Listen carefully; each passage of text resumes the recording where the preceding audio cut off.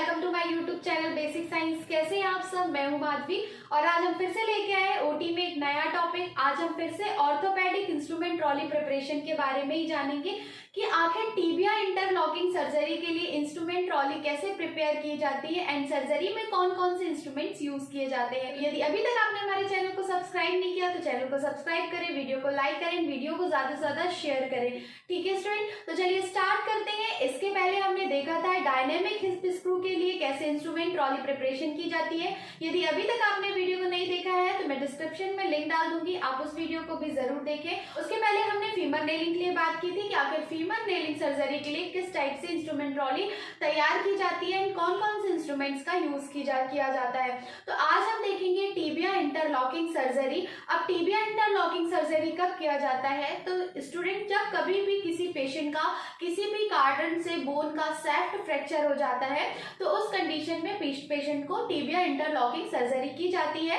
तो सेफ्ट फ्रैक्चर होने पर ज्यादातर टीबिया इंटरलॉकिंग किया जाता है। तो आज हम जानेंगे कि टीबिया इंटरलॉकिंग में कौन से जनरल इंस्ट्रूमेंट्स यूज किए जाते हैं, कौन से ऑर्थोपेडिक इंस्ट्रूमेंट्स यूज किए जाते हैं एंड कौन से स्पेशल इंस्ट्रूमेंट टीबिया इंटरलॉकिंग में यूज किए जाते हैं। तो चलिए स्टार्ट करते हैं और देखते हैं। पहले स्टार्ट करेंगे स्टूडेंट हम जनरल इंस्ट्रूमेंट से, क्योंकि आपको मालूम है जो इंस्ट्रूमेंट होते हैं वो ऑल सर्जरी में यूज किए जाते हैं, चाहे ऑर्थोपेडिक सर्जरी हो, चाहे गायनेकोलॉजी सर्जरी हो, चाहे न्यूरो सर्जरी हो, किसी भी टाइप की सर्जरी हो, सभी टाइप की सर्जरी में जनरल इंस्ट्रूमेंट्स का यूज तो करना ही होता है। तो सबसे पहले हम जनरल इंस्ट्रूमेंट के बारे में जानते हैं। जनरल इंस्ट्रूमेंट में जो फर्स्ट इंस्ट्रूमेंट होता है स्टूडेंट वो होता है स्पंज होल्डर।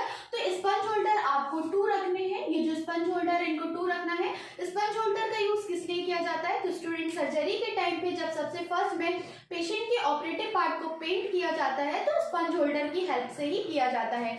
नेक्स्ट इंस्ट्रूमेंट आता है टॉवल क्लिप। तो टॉवल क्लिप आपको 6 रखनी है। अब इस टॉवल क्लिप 6 to 8 रखनी है आपको। ये किस लिए रखनी होती है? तो ये जो 6 इंस्ट्रूमेंट होते हैं इसका यूज किस लिए किया जाता है? इनका यूज ड्रेपिंग के टाइम पे जितने भी टॉवल्स होते हैं, जितने भी ड्रेप्स होते हैं उनको पेशेंट के बॉडी पार्ट से अटैच कर फिक्स करने के लिए टॉवल क्लिप्स का यूज किया जाता है। ठीक है स्टूडेंट। नेक्स्ट इंस्ट्रूमेंट आता है student small and big towel and mackintosh. तो ये जो small towel and big towel and mackintosh and eye towel, ये जितनी भी टॉवल्स होती है स्टूडेंट इनका यूज किस लिए किया जाता है? तो इनका यूज पेशेंट के ऑपरेटिव पार्ट को चारों ओर से कवर करने के लिए या ड्रेप करने के लिए यूज किया जाता है। स्पेशली जो मैकिन्टॉश होता है स्टूडेंट, ये जो मैकिन्टॉश होता है इसे तो ऑपरेटिव पार्ट में यूज किया जाता है, उसके लिए पहले ट्रॉली प्रिपरेशन के लिए भी इसका यूज किया जाता है। जब भी ट्रॉली प्रिपेयर की जाती है तो मैकिन्टॉश का यूज किया जाता है। नेक्स्ट इंस्ट्रूमेंट आता है नाइफ हैंडल। ये जो नाइफ हैंडल होता है इसका यूज कब किया जाता है? तो knife handle with blade use किया जाता है। Knife handle with blade use किया जाता है। अब ये जो नाइफ हैंडल होता है इसका यूज इंसीजन देने के लिए किया जाता है। ऑपरेटिव पार्ट में इंसीजन या कट करने के लिए नाइफ हैंडल विथ ब्लेड का यूज किया जाता है। अब नाइफ हैंडल कैसे होती है? तो नाइफ हैंडल 3 नंबर, 4 नंबर या 5 नंबर का होता है, पर जो 3 नंबर का नाइफ हैंडल होता है उसमें 11 और 15 नंबर की ब्लेड फिक्स की जाती है, या 4 नंबर का जो ब्लेड हैंडल होता है उसमें 20, 21, 22, 23, 24 नंबर की ब्लेड्स को लगाया जाता है और इंसीजन दिया जाता है। नेक्स्ट इंस्ट्रूमेंट आता है student straight and curve scissor. तो जो सिजर होती है वो आपको कितनी रखनी है? एक स्ट्रेट रखनी है एंड कर्व रखनी है। एंड देन स्ट्रेट सिजर आपको एक स्ट्रेट मीडियम साइज में रखनी है, एक बिग साइज में रखनी है, एंड कर्व सिजर भी आपको एक बिग साइज की रखनी है, मीडियम साइज की रखनी है। ठीक है स्टूडेंट। नेक्स्ट इंस्ट्रूमेंट देखेंगे स्टूडेंट निडल होल्डर। अब ये निडल होल्डर क्या कहलाता है? तो स्टूडेंट ये जो निडल होल्डर होता है इसका यूज किया जाता है सूचरिंग के टाइम पे। जब भी सर्जरी कंप्लीट होने के बाद पेशेंट के ऑपरेटिव पार्ट में सूचर्स लगाए जाते हैं तो वो निडल होल्डर की हेल्प से ही लगाए जाते हैं। निडल होल्डर बिग साइज का भी होता है और मीडियम साइज का भी यूज किया जाता है। नेक्स्ट इंस्ट्रूमेंट आता है curve and straight artery forceps. जो कर्व आर्टरी फॉरसेप्स होता है या जो स्ट्रेट आर्टरी फॉरसेप्स होता है इसका यूज बहुत इंपॉर्टेंट होता है। सबसे पहला हेमोस्टोसिस के लिए इसका यूज किया जाता है। ऑपरेशन थिएटर में जब भी इंसीजन दिया जाता है तो पेशेंट के ऑपरेटिव पार्ट से बहुत सारा ब्लड निकलता है, बहुत सारी ब्लीडिंग होती है, तो जो भी ब्लड वेसल्स होती हैं, कैपिलरीज होती है, उन्हें होल्ड करके उनमें कॉटरी करने के लिए और या उनको लॉक करने के लिए आर्टरी फॉरसेप्स का यूज किया जाता है। ये भी आपको स्ट्रेट में जो स्ट्रेट आर्टरी फॉरसेप्स होती है वो 2 या 3 बिग साइज में और 2-3 मीडियम साइज में रखनी होती है। देन कर्व भी ऐसे big size and medium size में रखना होता है। नेक्स्ट इंस्ट्रूमेंट आता है स्टूडेंट आपका Allis tissue forceps. Allis tissue forceps बहुत कॉमन है, टिश्यू को होल्ड करने के लिए इसका यूज किया जाता है। 4 एलिस टिश्यू फॉरसेप्स या 6 Allis tissue forceps big and medium size के यूज किए जाते हैं। जनरल इंस्ट्रूमेंट है, कॉमन इंस्ट्रूमेंट है जो सभी सर्जरी में यूज किए जाते हैं, बट ये ऑपरेटिव पार्ट के अकॉर्डिंग यूज किए जाते हैं। यदि मेजर ऑपरेशन है, मेजर ऑपरेटिव पार्ट का ऑपरेशन है, सर्जरी है, तो उस कंडीशन में मेजर इंस्ट्रूमेंट या बिग साइज के इंस्ट्रूमेंट्स का यूज होता है। इंस्ट्रूमेंट आता है कॉकर फॉर्सेप्स। कॉकर फॉर्सेप्स भी बहुत कॉमन इंस्ट्रूमेंट्स होता है जो सेम आर्टरी फॉर्सेप्स की तरह ही वर्क करता है। ये भी आपको स्ट्रेट एंड कर्व दोनों साइज के रखने होते हैं। नेक्स्ट इंस्ट्रूमेंट आता है बैककॉक टिश्यू फॉर्सेप्स। ये भी आपको 4 बिग साइज के एंड 4 मीडियम साइज के रखने होते हैं। नेक्स्ट इंस्ट्रूमेंट आता है student Langenbeck retractor. Langenbeck retractor बहुत कॉमन होता है जो जनरली सभी सर्जरी में यूज किया जाता है। स्किन में इंसिजन देने के बाद जो अपर लेयर होती है उनमें इंसिजन देने के टाइम पे इस लेंजिन बैक रिट्रैक्टर से ये रिट्रैक्ट किया जाता है एंड सर्जरी की जाती है। इसके अलावा प्रॉन्ग रिट्रैक्टर भी रखे जाते हैं एंड अदर रिट्रैक्टर भी रखे जाते हैं। नेक्स्ट इंस्ट्रूमेंट आता है स्टूडेंट आपका tooth and non tooth dissecting forceps. जो टूथ डिसेक्टिंग फॉर्सेप्स होता है या नॉन टूथ डिसेक्टिंग फॉर्सेप्स होता है, इनका यूज इंसिजन देने के लिए भी किया जाता है, इंसिजन देते समय भी किया जाता है। दूसरा इसका यूज सूचने के टाइम पे भी किया जाता है। नेक्स्ट इंस्ट्रूमेंट आता है स्टूडेंट स्पंज। स्पंज क्या कहलाते हैं? तो स्पंज ब्लड को मूव करने के लिए स्पंज का यूज किया जाता है, क्योंकि सर्जरी के टाइम पे ऑपरेटिव पार्ट से बहुत सारी ब्लीडिंग होती है, तो ब्लड को मूव करने के लिए स्पंज एंड पैड का यूज किया जाता है एंड गॉज पीसेस का यूज किया जाता है। ठीक है स्टूडेंट, इसके अलावा बहुत सारे अदर आइटम्स का यूज किया जाता है, जैसे कि बाउल का यूज किया जाता है, इलेक्ट्रोकॉटरी प्रोब का यूज किया जाता है, इलेक्ट्रोकॉटरी कॉटराइजेशन करने के लिए, सक्शन करने के लिए सक्शन ट्यूब का यूज किया जाता है। देन उसके अलावा आपके ओटी में SIAM machine, suction machine, electrocautery machine, ये सारे अदर एक्स्ट्रा मटेरियल है जिनका यूज सर्जरी के लिए किया जाता है। बहुत कॉमन होता है, बहुत इंपॉर्टेंट होता है।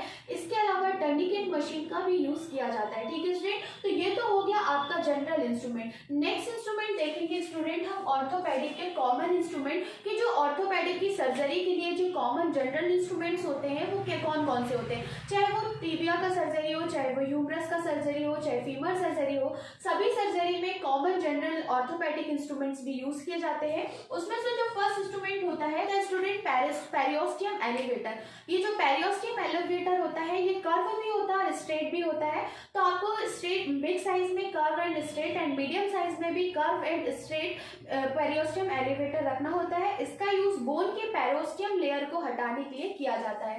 इंस्ट्रूमेंट आता है स्टूडेंट ऑस्टियोटोम। जो ऑस्टियोटोम इंस्ट्रूमेंट होता है इसका यूज गॉगिंग करने के लिए होता है, बोन में होल करने के लिए या बोन में गड्ढा बनाने के लिए इसका यूज किया जाता है। इसका भी आपको 2 रखना है। नेक्स्ट आता है आपका चिसल। तो जो चिसल होता है इसे हिंदी में छेनी भी कहा जाता है, और ये जो चिसल होता है ये जिसका एंड वाला पार्ट होता है वो बहुत ही ज्यादा शार्प होता है, तो इसका यूज बोन्स को कट करने के लिए किया जाता है। ठीक है स्टूडेंट, नेक्स्ट आता है आपका बोन क्यूरेट। बोन क्यूरेट का यूज किस लिए किया जाता है? तो बोन को क्यूरेट करने के लिए बोन क्यूरेट का यूज किया जाता है।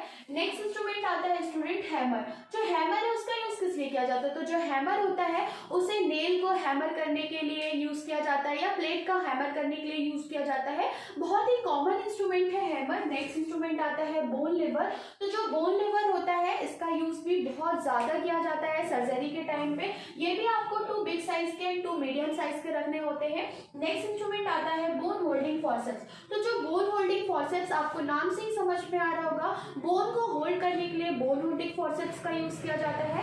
नेक्स्ट इंस्ट्रूमेंट आता है स्टूडेंट बोन होल्डिंग फॉर्सेप्स। जो होते हैं वो कई टाइप्स के होते हैं। एक होता है लेनिस बोन होल्डिंग फॉर्सेप्स, एक होता है lion bone holding forceps, next आता है Burns bone holding forceps, next आता है बोन क्लैम्प्स। तो ये जितने भी सारे इंस्ट्रूमेंट होते हैं इनका यूज बोन को होल्ड करने के लिए यूज किया जाता है। नेक्स्ट इंस्ट्रूमेंट आता है स्टूडेंट बोन क्लैम्प। तो बोन को क्लैम्प करने के लिए बोन क्लैम्प का यूज किया जाता है। ये जितने भी इंस्ट्रूमेंट होते हैं बिग साइज के 2 एंड मीडियम साइज के 2 रखे जाते हैं। ठीक है स्टूडेंट, इनका 2 का पेयर रखा जाता है।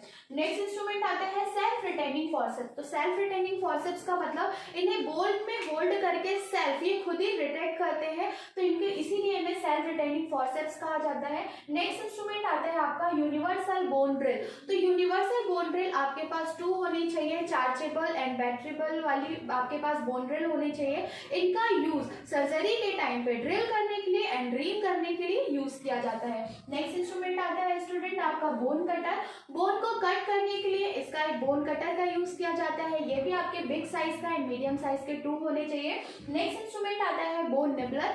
तो बोन को निबलिंग करने के लिए बोन निबलर का यूज किया जाता है। नेक्स्ट इंस्ट्रूमेंट आता है स्टूडेंट बोन हुक। बोन को हुक करने के लिए इस बोन हुक का यूज किया जाता है। सारे इंस्ट्रूमेंट तो स्टूडेंट आपके जनरल ऑर्थोपेडिक इंस्ट्रूमेंट्स हैं जो ऑल सर्जरी में यूज किए जाते हैं।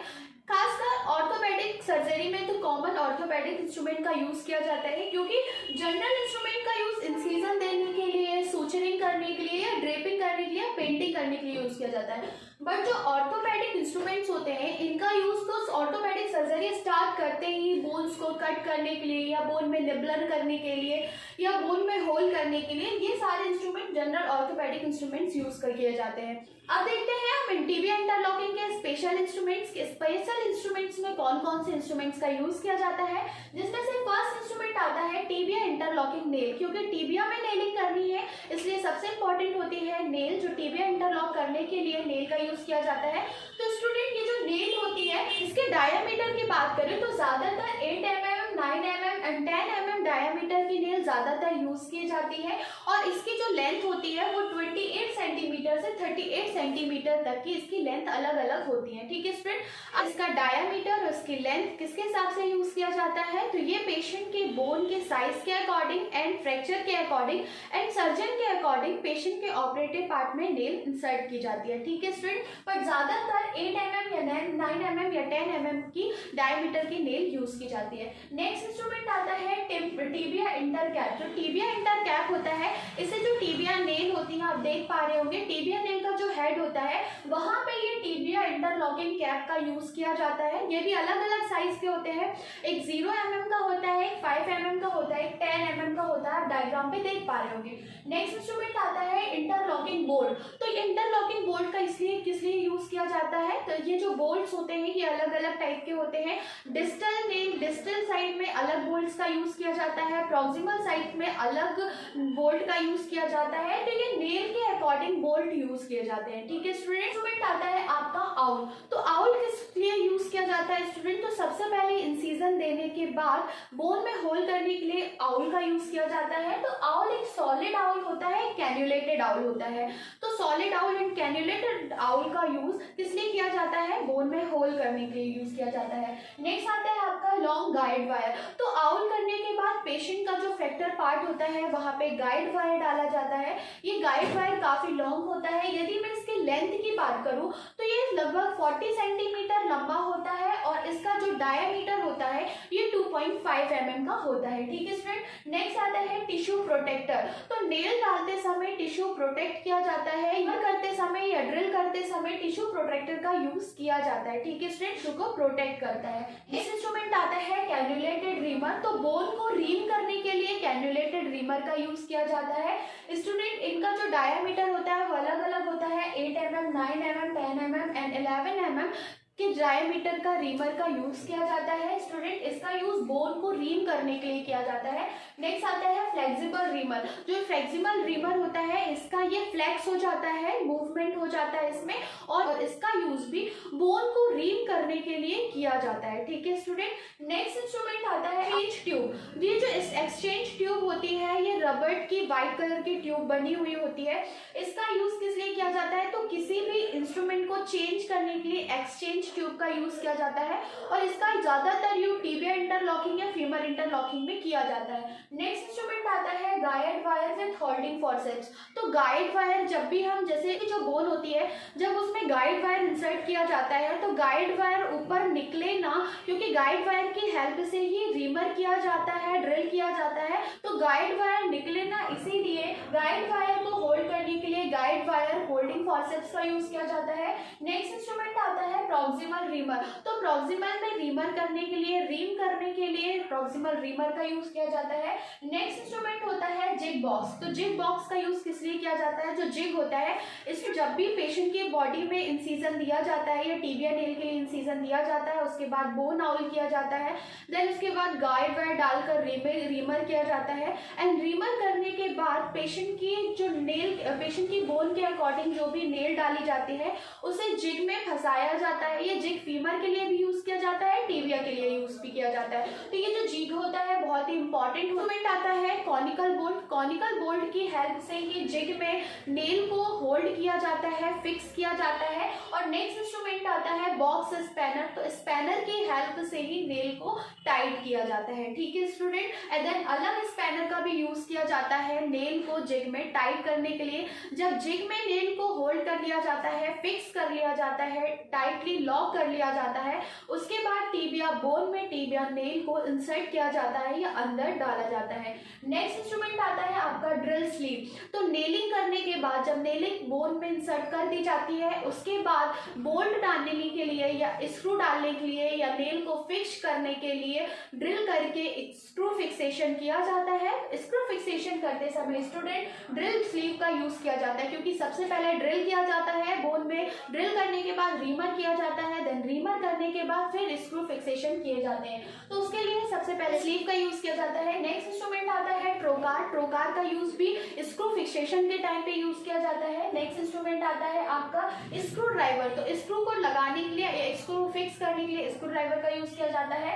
नेक्स्ट इंस्ट्रूमेंट आता है extractor road and the sliding hammer. तो इसका यूज किस लिए किया जाता है स्टूडेंट? तो इसका use extractor rod. Extractor rod का मतलब जब भी किसी भी कारण से नेल को बाहर निकालना होता है तो एक्सट्रैक्टर को नेल में फंसाकर हैमर करके नेल को बोन से बाहर निकाला जाता है, ठीक है स्टूडेंट। नेक्स्ट आता है आपका ड्रिल बिट। तो जो ड्रिल बिट होती है उसका यूज पेशेंट की बोन में ड्रिल करने के लिए यूज किया जाता है। ज्यादातर 4 mm के ड्रिल बिट का यूज किया जाता है। नेक्स्ट इंस्ट्रूमेंट आता है आपका स्टूडेंट डेप्थ गेज। तो डेप्थ गेज का किस लिए यूज किया जाता है? तो जब भी नेल फिक्स हो जाने के बाद जब स्क्रू फिक्सेशन किया जाता है तो स्क्रू किस साइज का बोन में डालना है इसके लिए बोन से लेंथ मेजर किया जाता है, डेप्थ मेजर किया जाता है, जिसके लिए डेप्थ गेज का यूज किया जाता है, ठीक है स्टूडेंट। तो आज हमने टिबिया इंटरलॉकिंग सर्जरी के लिए देखा जनरल इंस्ट्रूमेंट, ऑर्थोपेडिक इंस्ट्रूमेंट और आपका टिबिया इंटरलॉकिंग इंस्ट्रूमेंट। ये सारे जो टिबिया इंटरलॉकिंग सर्जरी में यूज किए जाते हैं, ठीक है स्टूडेंट। अब हम बात करते हैं ट्रॉली प्रिपरेशन की। ट्रॉली प्रिपरेशन के लिए इन सभी इंस्ट्रूमेंट्स को निकाल कर, सभी इंस्ट्रूमेंट्स को चेक कर, इन्हें ऑटोक्लेव मशीन में स्टरलाइज किया जाता है। स्टरलाइजेशन कंप्लीट होने के बाद स्टूडेंट इन्हें ओटी में लाकर रखा जाता है सारे ड्रमों को। देन उसके बाद जो भी टेक्नीशियन या जो भी असिस्टेंट ट्रॉली प्रिपेयर करता है उसे स्क्रब करना होता है, गाउनिंग करना होता है, ग्लविंग करना होता है। देन इसके बाद ट्रॉली प्रिपेयर की जाती है। ट्रॉली प्रिपेयर करने से पहले ट्रॉली को भी डिसइंफेक्टेंट किया जाता है। उसके बाद ट्रॉली में मैकिंटॉश डाल करके ट्रॉली लगाई जाती है, पॉलीट्रिप डाला जाता है, देन उसके बाद मैकिंटॉश डाला जाता है। देन इंस्ट्रूमेंट ट्रॉली प्रिपेयर की जाती है। इन टाइप्स की इंस्ट्रूमेंट ट्रॉली प्रिपेयर की जाती है। एक इंस्ट्रूमेंट ट्रॉली में जनरल इंस्ट्रूमेंट्स रखे जाते हैं, देन दूसरी ऑर्थोपेडिक ट्रॉली तैयार की जाती है। ऑर्थोपेडिक ट्रॉली में सारे टिबिया के जो स्पेशल इंस्ट्रूमेंट्स हैं वो रखे जाते हैं और देन उसके बाद जनरल ऑर्थोपेडिक इंस्ट्रूमेंट्स रखे जाते हैं। जनरल ट्रॉली प्रिपेयर किया जाता है जिसमें पेंटिंग, ड्रेपिंग और इंसीजन एंड सूचरिंग के सारे इंस्ट्रूमेंट्स को प्रिपेयर किया जाता है, ठीक है स्टूडेंट। जो ट्रॉली प्रिपरेशन होता है वो ज्यादातर लेफ्ट टू राइट साइड से किया जाता है। स्टार्टिंग में वही इंस्ट्रूमेंट्स यूज होते हैं जो सर्जरी के स्टार्टिंग में यूज किए जाने वाले इंस्ट्रूमेंट को ट्रॉली में सबसे पहले तैयार करके लगाया जाता है। जैसे जैसे प्रोसीजर बढ़ता जाता है उसी के टाइप से ट्रॉली प्रिपेयर की जाती है। ट्रॉली में सभी डॉक्टर के लिए गाउन, असिस्टेंट के लिए गाउन, देन उसके बाद सारे ड्रिपिंग के लिए क्लोथ्स रखे जाते हैं, टॉवल एंड मैकिंटॉश रखी जाती है। देन स्टूडेंट जितने भी इंस्ट्रूमेंट स्टरलाइज किए जाते हैं सबका काउंटिंग किया जाता है। काउंटिंग करने के बाद इसे व्हाइट बोर्ड पर लिखा जाता है। देन सूचरिंग होने के पहले सभी इंस्ट्रूमेंट्स को रिकाउंट किया जाता है, ठीक है स्टूडेंट। तो आज हमने देखा कि टिबिया इंटरलॉकिंग के लिए किस किस इंस्ट्रूमेंट का यूज किया जाता है, देन कैसे ट्रॉली प्रिपेयर की जाती है। तो स्टूडेंट आज के हमारी क्लास यहीं तक, थैंक यू।